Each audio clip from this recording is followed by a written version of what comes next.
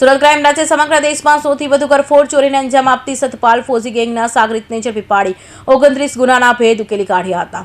સુરત શહેર વિસ્તારનો અનિચ્છનીય બનાવ ન બને તે માટે ક્રાઇમ બ્રાન્ચની ટીમ મેદાને હતી, ત્યારે ક્રાઇમ બ્રાન્ચની ટીમે બાતમીના આધારે દિનેશ ઉર્ફે લાલજી વૃંદાવન શાહને ઝડપી પાડ્યો હતો। આરોપીની પૂછપરછ કરતા તે વર્ષ 2010માં અમદાવાદ ખાતે બાઇક ચોરીમાં પકડાયો હતો અને જેલમાં જતા ફુલસિંહ જાટ મારફતે ઘરફોડ ચોરીમાં સંડોવાયેલા સતપાલ ઉર્ફે ફોજી ઓમપાલસિંહ ચૌહાણ સાથે સંપર્કમાં આવતા ભારતભરમાં સૌથી વધુ ઘરફોડ ચોરી કરી હતી। હાલ તો દેશના અલગ અલગ રાજ્યોમાંથી સૌથી વધુ ઘરફોડ ચોરી કરનાર સતપાલ ફોજી ગેંગના સાગરીત દિનેશ ઉર્ફે લાલજી વૃંદાવન શાહને ઝડપી પાડી ક્રાઇમ બ્રાન્ચે 29 ગુનાના ભેદ ઉકેલી કાઢ્યા હતા।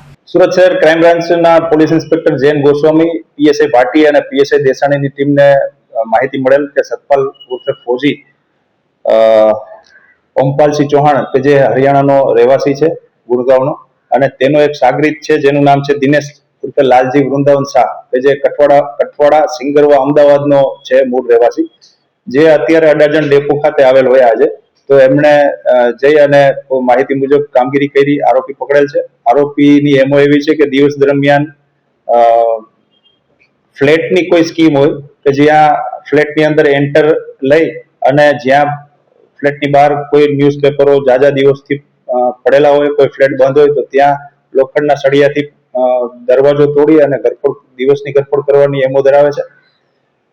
ઉમરાની અંદર, સુરત શહેરમાં ઉમરાની અંદર 2020ની અંદર 26 લાખની એક ઘરફોડ ચોરી થયેલ હતી, જેની અંદર સતપાલ ફોજી 2022માં પકડાયેલ હતો। સદર આરોપી દિનેશ 2020થી વોન્ટેડ ચાલતો હતો, તો જેનું ઓલરેડી સીઆરપીસી 70 મુજબનું વોરંટ પણ નીકળેલ હતું।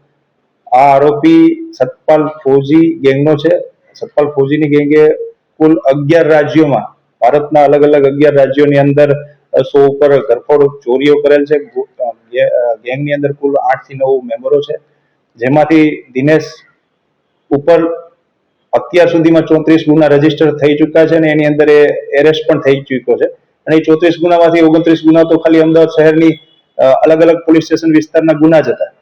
અત્યારે આરોપીની પૂછપરછ દરમિયાન કુલ 29 ગુના એને કરેલાનું જણાવેલ છે, જેમાંથી અમને 7ની એફઆઈઆર મળેલ છે અને બીજાની એફઆઈઆર મેળવવાની ચાલુ છે। વિગત સર, જે આરોપી છે એ ક્યાં રહેવાસી છે અને કેવી રીતે ગુનાને અંજામ આપ્યો?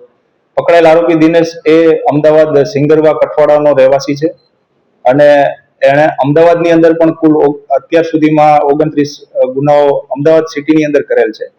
અને એ સતપાલ ફોજી જે હરિયાણા ગુડગાંવનો રહેવાસી છે અને એની ગેંગનો સાગરીત છે અને આખા ભારતની અંદર અલગ અલગ કુલ 100 ઉપરની ઘરફોડ ચોરીઓ દિવસની કરેલી છે। સુરતમાં કેટલી વખત આવી ચૂક્યા છે? સુરત, ગુજરાતની અંદર સુરતમાં એનો આ એક ઉમરાનો જ ગુનો છે, બાકી અમદાવાદ અને જામનગરના ગુના છે, ગાંધીનગરના ગુના છે।